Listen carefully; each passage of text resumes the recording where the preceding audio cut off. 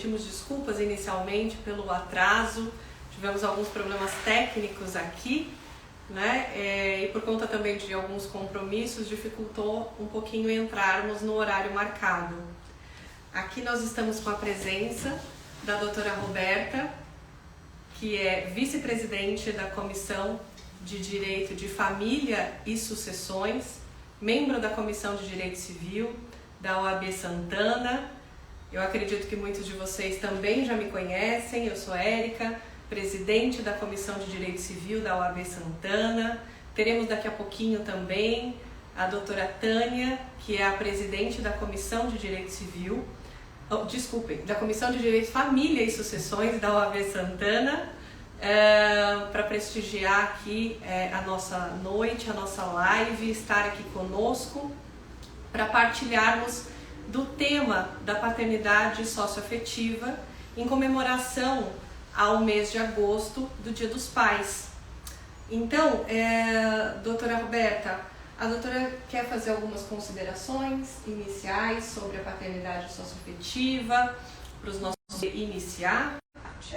Primeiramente, eu gostaria de agradecer a oportunidade de parabenizar todos os pais que nessa semana são homenageados, né? E nós escolhemos esse tema justamente porque é uma paternidade iniciada no amor, na afetividade entre o filho e o pai que o escolhe para amar, né? A paternidade socioafetiva vem refletir o que acontece na nossa vida diária. Hoje as famílias não são mais aquelas famílias tradicionais, papai, mamãe e filhinho. Temos diversos tipos de família, famílias homoafetivas, famílias com pais divorciados, né? E esses pais, muitas vezes, eles criam melhor, dão mais amor e carinho para os filhos que eles recebem de coração do que o próprio pai biológico. Muitas vezes eles fazem, às vezes, desses pais biológicos, Exatamente. Criam esse vínculo, essa afetividade baseada no amor mesmo, incondicional. Exatamente. Com essas crianças que muitas vezes são acompanhadas por esses pais socioafetivos desde muita tenra idade, muito pequenos, né, doutora? Exatamente. E que assumem, sim, a responsabilidade e as obrigações, porque a gente entende que o pai socioafetivo, ele não recebe só os benefícios de ser pai, mas também todas as obrigações de ser pai.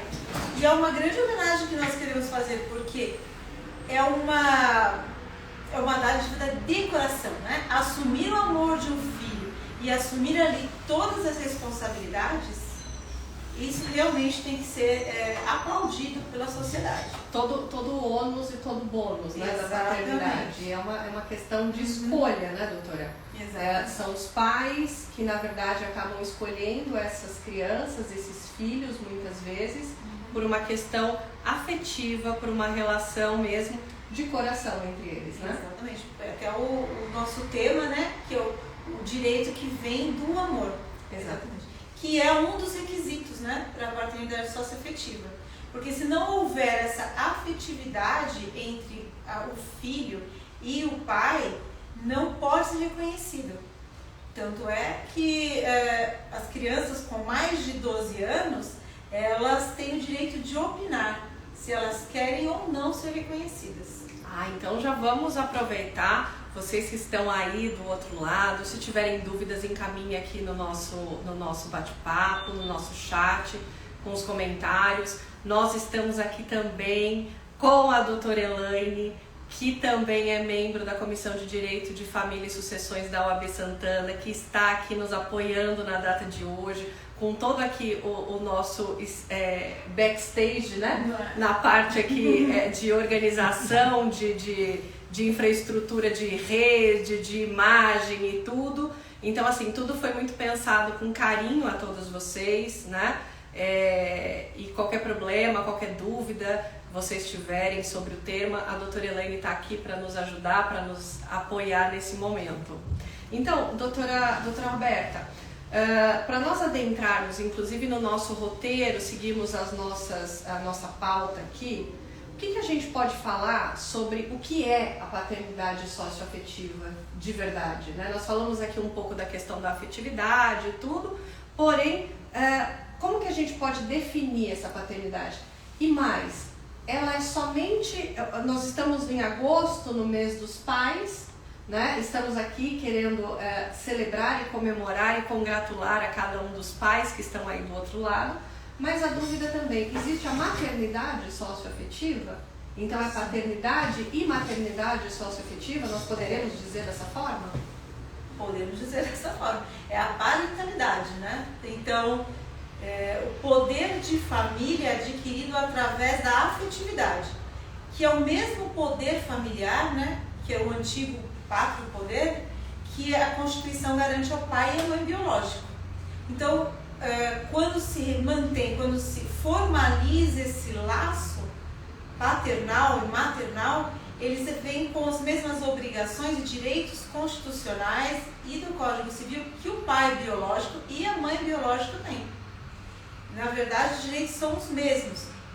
Num possível divórcio, por exemplo, de um casal, onde o pai ou a mãe adquiriu a paternidade por socioafetividade, ele tem que pagar pensão, ele tem direito a visitas. Tem direito à sucessão, doutora? Tem direito à sucessão igualitariamente aos outros irmãos, que podem ser irmãos biológicos, filhos biológicos do pai socioafetivo. E um pai ou uma mãe socioafetiva que tenha feito essa manifestação de vontade voluntariamente, vamos dizer que alguns anos depois se arrependa desse reconhecimento, ele pode cancelar? Não pode cancelar, né? A não ser que ele tenha havido algum vício, algum erro, vício, né? de vontade. Do contrário, não.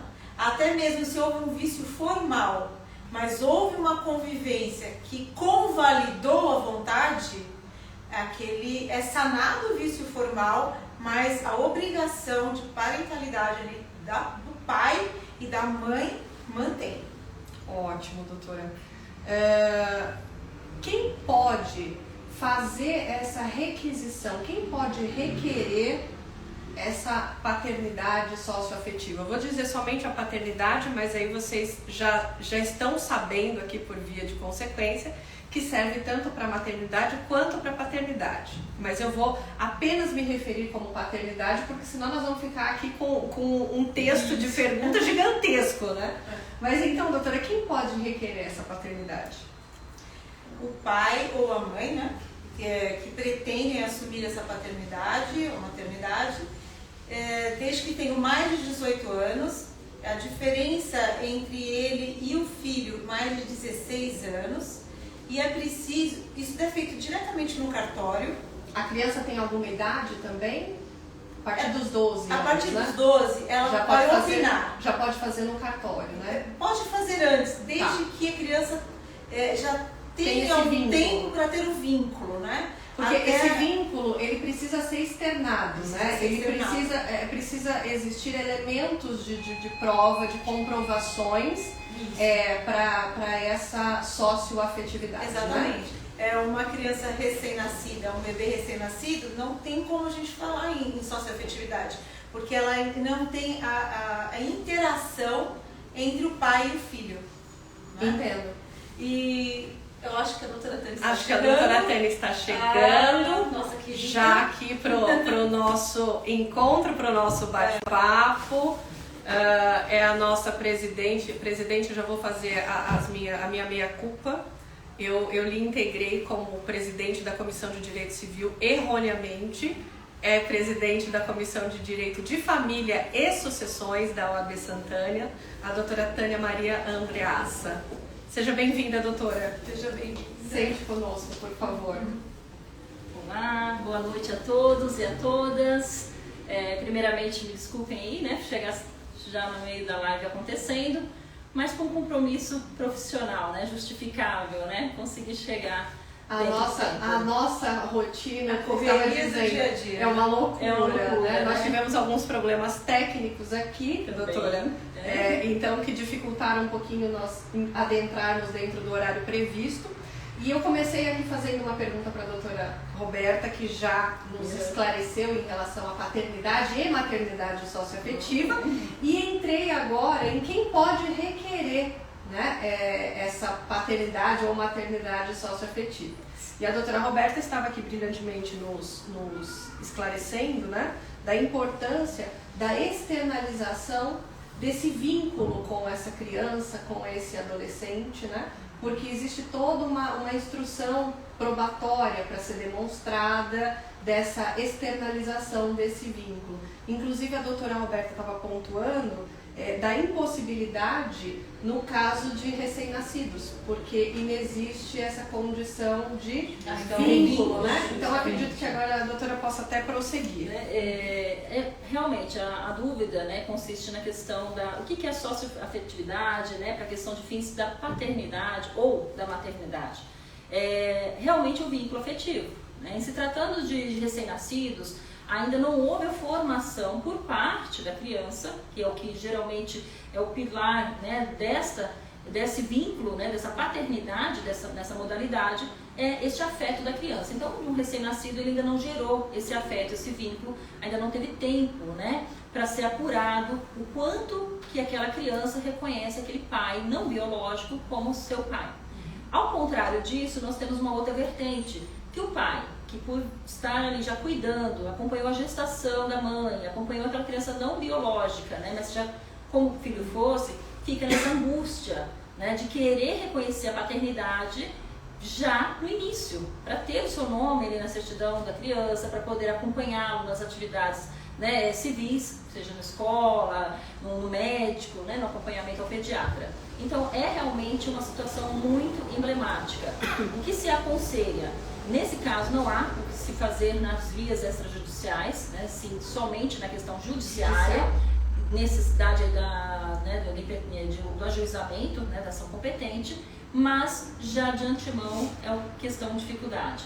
O judiciário, o Ministério Público, que vai intervir nessa ação judicial, ele vai justamente questionar qual que é o tempo, qual que é o convívio, não há que se amparar que a criança ainda não te reconhece, não te identifica como pai. Porque extrajudicialmente, o ofício, né, de registro civil, mesmo quando não há os documentos que comprovem essa socioafetividade, ele deve atestar como é que ele apurou esse vínculo. Porque pode ser que em alguma situação não tenha determinados documentos comprobatórios e tudo. Isso também acontece no judicial, dentro do processo judicial? Sim, o judicial ele amplia um pouquinho aí o campo, né, de provas, né, para instruir, para ter certeza dessa natureza, desse vínculo, né, dessa família que se formou dessa forma. E aí nessa situação ele vai buscar, sim, outros tipos de provas, né, não só documentais, né, estudo, avaliação psicossocial, né, como que aquela criança ou aquele pai, ou aquela família se relacionam no dia a dia. Então é feita essa entrevista, né? É a questão também, já analisa também o comportamento. Como que a criança se refere ao pai não biológico? É meu pai. Aí já existe, então, um reconhecimento para o juiz ou para quem está acompanhando, né, dando esse atendimento, que já existe realmente esse vínculo. Então, é um dos requisitos, né, necessários para essa filiação socioafetiva. Perfeito. Existem alguns requisitos diferentes para os casos de pessoas com deficiência? Sim, as pessoas com deficiência ela tem que ter capacidade para ao menos exprimir a sua vontade, no caso quando são maiores, né? E toda a pedagogia, toda a análise também para essa situação tem que ser acompanhado por um assistente, um profissional qualificado, né? Então, o psicólogo que vai acompanhar qual que é a limitação do deficiente, isso no caso da criança ou do filho. Vamos imaginar aí que o vínculo, a paternidade socioafetiva, ela venha a ser requerida uma pessoa adulta, né? Então, o filho tem 18 anos, né, já é maior, ele é um deficiente, ele consegue exprimir a sua vontade, né, expressar a sua vontade. Eu reconheço que é meu pai. Ou não, ele não consegue falar, vocês vão pensar, de repente, uma limitação de fala, né? Ele não é mudo, não consegue expressar, mas ele expressa de outra forma, através de um desenho lúdico, de uma carta, né? Ele consegue mostrar que ele reconhece aquele pai. A mesma situação ao contrário, e o pai? deficiente tem também os seus direitos, né? A gente vai ter, em homenagem ao Dia dos Pais, né, levando essa informação para os pais que nos acompanham, que o pai deficiente também, né, porque ele é deficiente, ele não é capaz de criar aquele filho não biológico, né, de ter esse direito reconhecido, tá? Então, tanto a questão do filho quanto a questão do pai, esses direitos são preservados dentro, né, do nosso ordenamento jurídico, ele precisa ser respeitado, só que a sistemática probatória, né, a instrução, ela é feita cada caso, é um caso, né? A criança deficiente, se ela não conseguir se expressar de uma forma, o psicólogo, o assistente social, né, o profissional que vai ser realmente o perito para avaliar aquela relação, né, aquele vínculo afetivo, vai ser de uma forma, né, diferente. Eu entendo que tem que seguir o estatuto do deficiente Também. que fala o seguinte: se a pessoa é deficiente, mas ela tem a capacidade de entender, ela tem que ser só assistida, porque ela tem ainda a sua capacidade civil. Não é todo deficiente que precisa ser representado. Sim. Agora, se ele não tiver essa capacidade, ele for tutelado, aí precisa ser judicial, porque tem que fazer toda essa apuração que a doutora está falando. E para todos os casos, doutora, tanto extrajudicial quanto judicial, há necessidade de uma manifestação do Ministério Público, há intervenção do Ministério Público? Então, sim, a questão aí, o Ministério Público vai ter que intervir como realmente fiscal da lei. Quando nós falamos em paternidade socioafetiva, no extrajudicial subentende-se da capacidade civil de quem está pleiteando, né? Havendo impedimentos dessa natureza, dúvidas, né? É menor, é incapaz de expressar sua vontade, é tudo via judiciário, não tem como, né?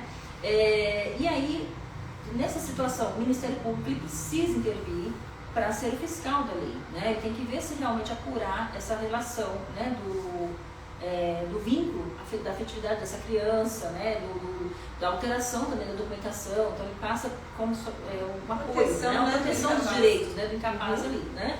E na esfera extrajudicial é um procedimento diferente, né, que encaminha-se para o juiz corregedor, que vai acompanhar esse processo. Então o processo inicia-se na esfera extrajudicial dentro dos cartórios, sempre assistido por um advogado, por um profissional, né, qualificado, com a documentação necessária, de acordo, né, com as instruções normativas, e após isso é levado ao juiz, né, para analisar, né, para verificar o processo. A gente chama esse juiz corregedor, é o que acompanha essa questão dentro dos cartórios, né, o funcionamento desses registros, né, dessas questões dentro do cartório. Tá?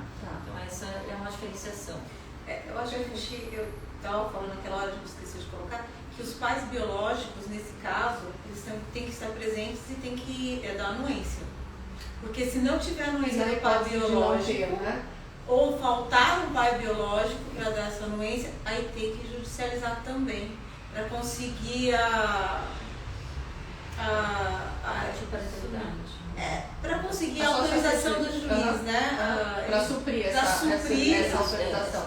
Inclusive, judicialmente, no caso, pela nossa resolução do CNJ, só pode haver um ascendente, materno ou paterno. Na hipótese de haver mais de um, é obrigatório também a judicialização, né, doutora? Justo. Eu, particularmente, nunca enfrentei o caso de dois ascendentes, né, para socioafetividade. Mas é possível, né? É possível. E nessa situação a gente já entra numa outra temática, né, que a gente pode até abordar no momento posterior, que é a multiparentalidade.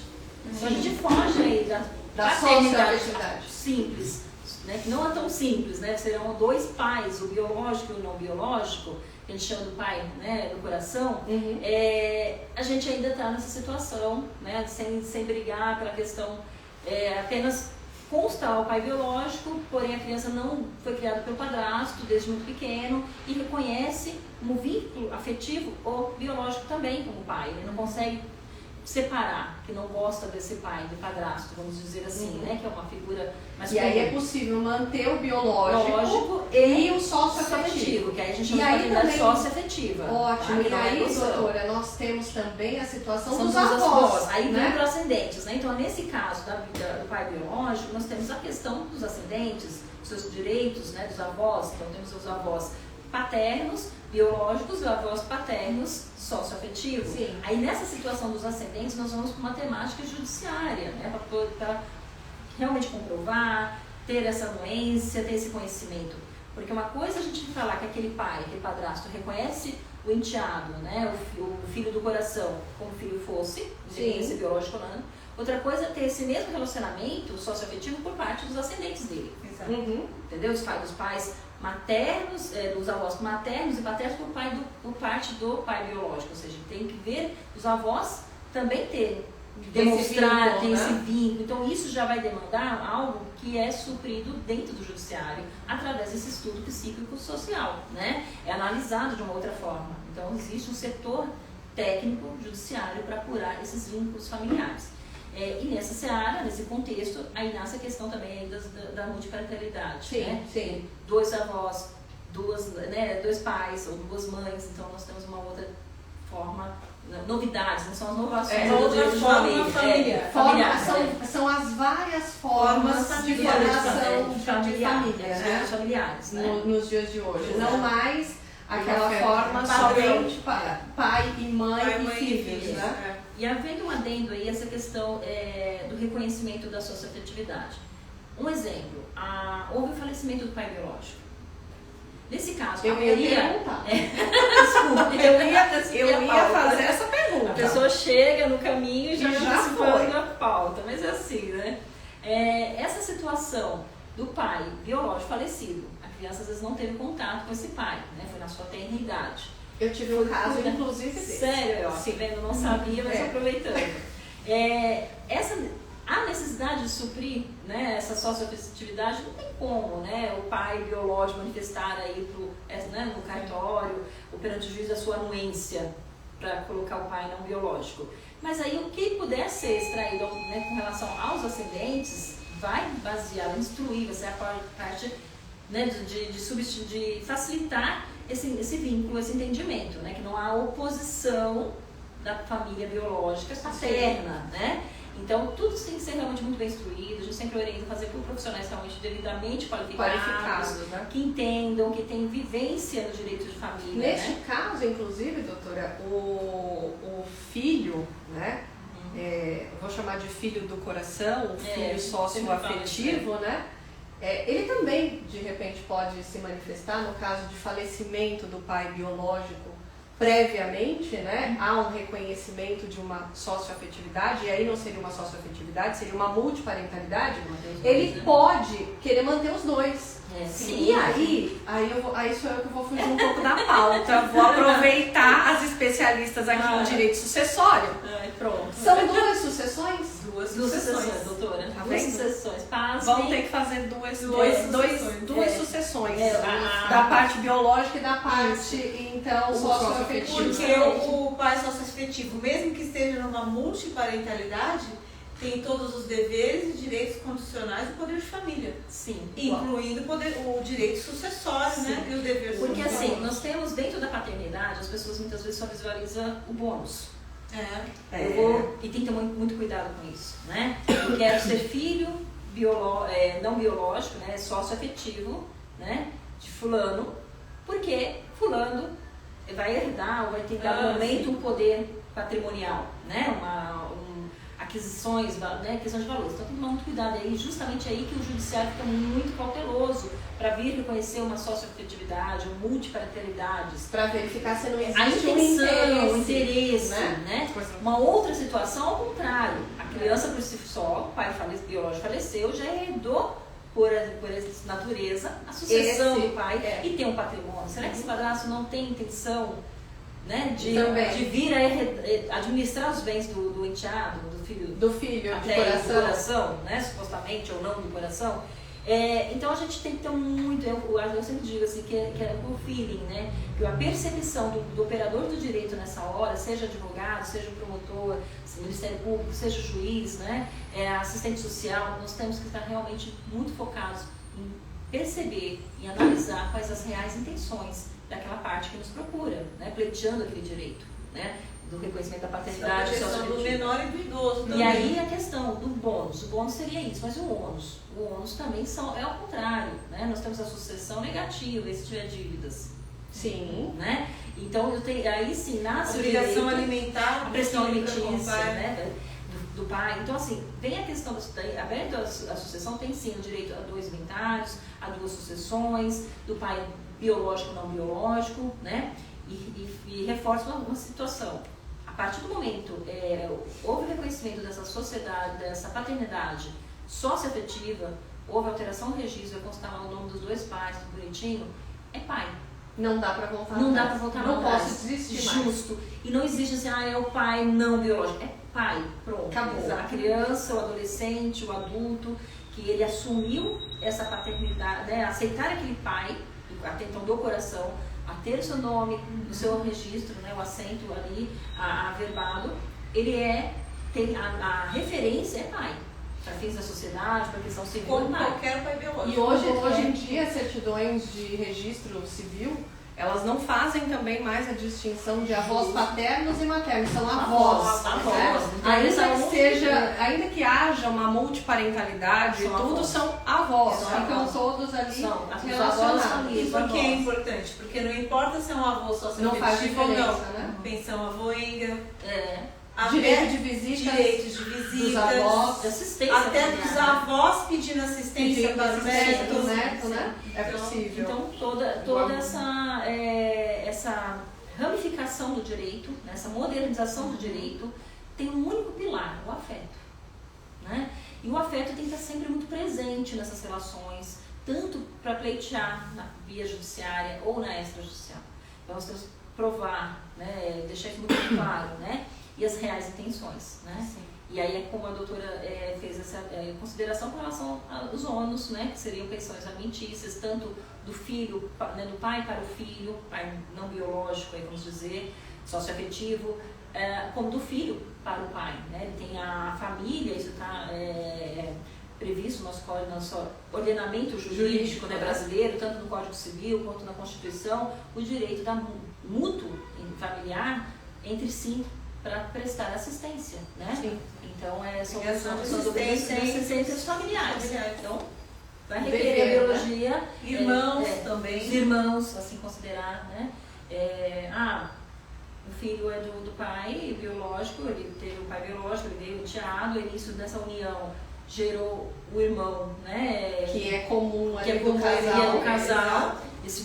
Vai dividir herança. É tudo igual. Pode pedir assistência. Da mesma forma.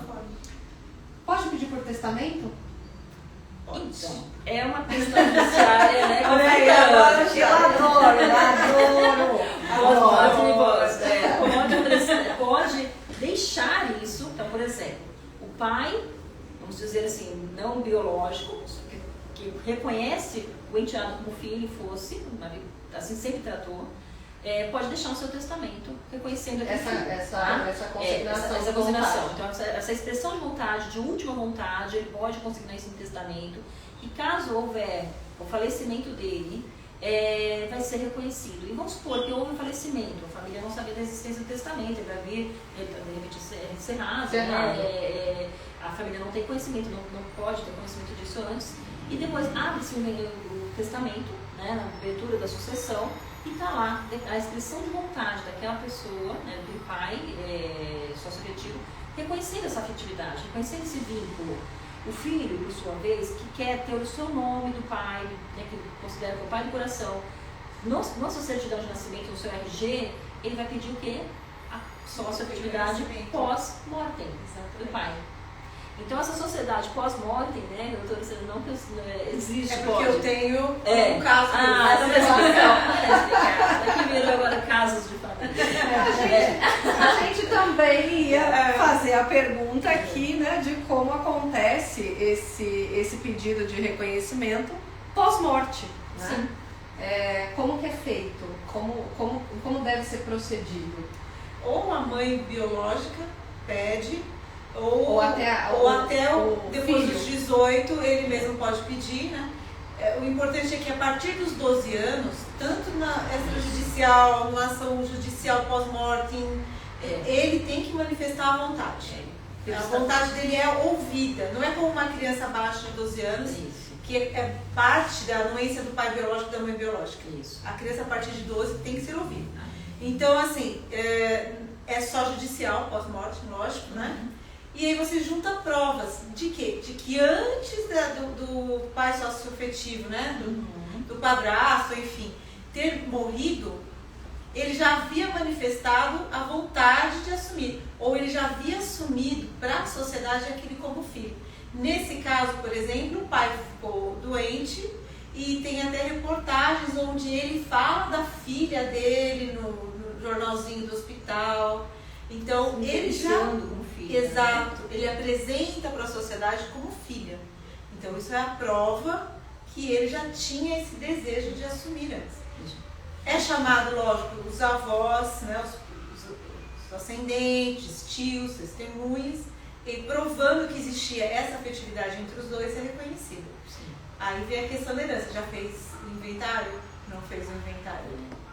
E aí, dentro dessa, pegando o gancho que na fala da doutora Roberta, né, sobre essa manifestação do menor, né, da criança com 12 anos, a partir de 12 anos, isso é previsto no ECA, né, no Estatuto da Criança e Adolescente. Né? Então, é um direito que a criança, a partir de 12 anos, ela pode se manifestar, né, ela pode expressar a sua vontade, o seu desejo, através de uma declaração para o punho já alfabetizada ou de outras formas, falar em juízo, né? Eu reconheço ele como meu pai, eu gostava, então ele pode se expressar, tem esse direito de vir nos autos, no processo, né, ser ouvido, o juiz ouvir essa criança, que na realidade, né, a criança é adolescente, é adolescente já. Então, por esse, então, o menor, né, ainda de 12 a 18 anos, ele pode, dentro do processo, natureza familiar ou outras áreas do qual ele faz parte, ele tem o direito de expressar-se, né, de se mostrar sua vontade, né? Isso é muito importante colocar, tá? Perfeito.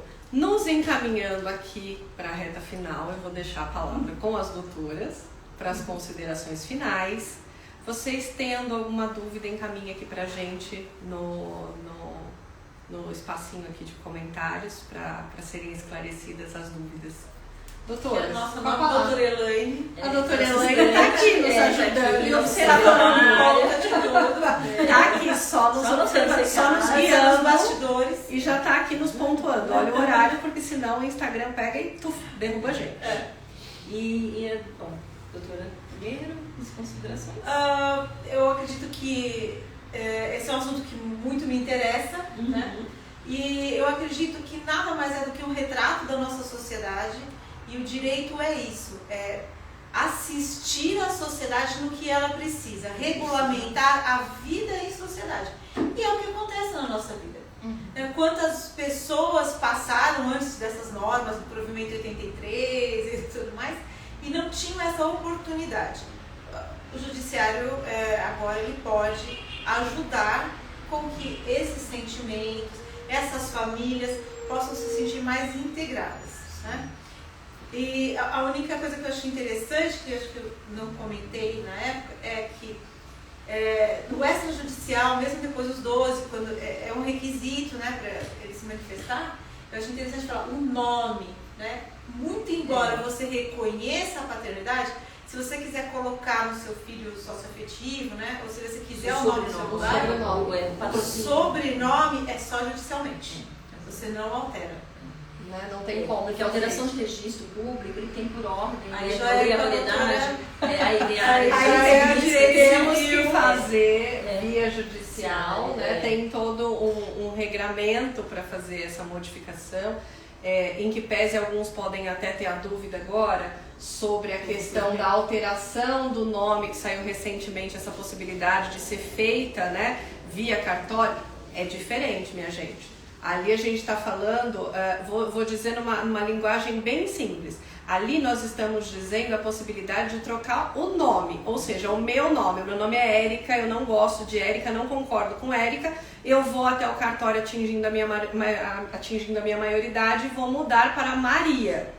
Isso é mudar o nome. O que a doutora Roberta está falando é quando ele traz o nome da família, né, que é o pré-nome, e o que nós chamamos de sobrenome. Então vamos imaginar que eu me chamasse Érica da Silva, sou reconhecida pelo esposo da doutora Roberta, e ele tem o prenome de Negrão. Então eu vou passar a chamar depois do reconhecimento, eu quero integrar esse prenome, esse sobrenome, como Érica da Silva Negrão, por exemplo. É esse fato que a doutora Roberta está pontuando aqui muito bem, de que precisa ser judicializado. E diferentemente de atingir a minha maioridade, quero fazer a minha primeira mudança, minha única mudança, porque é permitida somente uma, não quero mais me chamar Érica, vou até o cartório e vou mudar para Maria. Então é uma outra situação também que pode agora acontecer. Né? E assim, as situações, o que é o objetivo aqui do trabalho, né? Da apresentação para todos, né? Que as famílias saibam que o filho que ele traz pelo coração, ele é filho, tanto dentro do teu instituto familiar, seu vínculo familiar, entre os próprios ali, que convivem diariamente, como isso dentro do judiciário, dentro da relação civil, né? Então ele pode ter esse direito, ele tem como colocar isso no seu registro, estar ali. Por exemplo, o pai não biológico, muitas vezes ele tem essa dificuldade, né? Ele é meu filho para tudo, né? Para pagar as despesas, para cuidar, para ir ao médico, para dar conselho, para tudo. Ele acompanhou a criança desde da sua infância e foi indo tudo, mas civilmente ele não podia. O cenário anteriormente... Não pode fazer uma matrícula na escola, um plano de saúde, colocar como seu dependente, como dependente, não pode requerer nada em nome, nem nas vias judiciárias, nem na questão extrajudicial. Então ele fica praticamente invisível, né? Então realmente gerava uma dor para esse pai não biológico. Então, para suprir isso, né, a legislação, o legislador, ele veio através de muito estudo, né, sendo dos operadores do direito, porque toda a legislação, tudo que vira jurisprudência passou antes no caso concreto, que foi no judiciário, ficou batendo no judiciário, né, até que isso fosse reconhecido, esse direito fosse reconhecido. Então, a base de tudo é o afeto, é a convivência, é essa relação e dar realmente o reconhecimento a quem é de direito. Então, nós estamos falando aqui do Dia dos Pais, para os pais que estão acompanhando, que é com carinho que a gente leva essa informação a todos, que você, pai, que até então cuidava do enteado, que cuidava daquela criança, né, que conviveu sempre ali, prestando toda assistência para aquela mãe, com relação àquele filho que você já tinha adotado no seu coração, como filho fosse, se sentia, né, inferior, ilimitado e não continua externar isso na vida civil, você tem esse direito, você pode pleitear, né, por esse reconhecimento, esse filho pode ter esse pai reconhecido também na sua certidão de nascimento, né, é isso. Não tenho mais palavras, gente, não me sobrou nada, a não ser agradecer imensamente a presença aqui da doutora Tânia, da doutora Roberta, da doutora Elaine, que está aqui conosco também, nessa nossa live, nesse nosso bate-papo.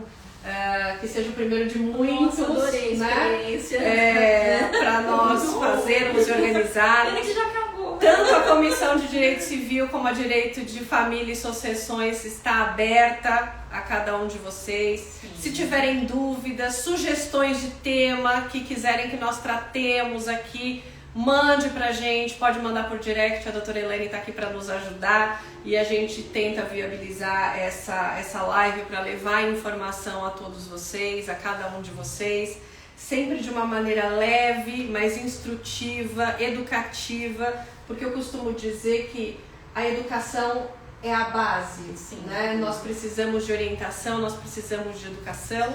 E nós, como operadoras do direito, temos esse dever, inclusive, de levar essas informações a todas as pessoas.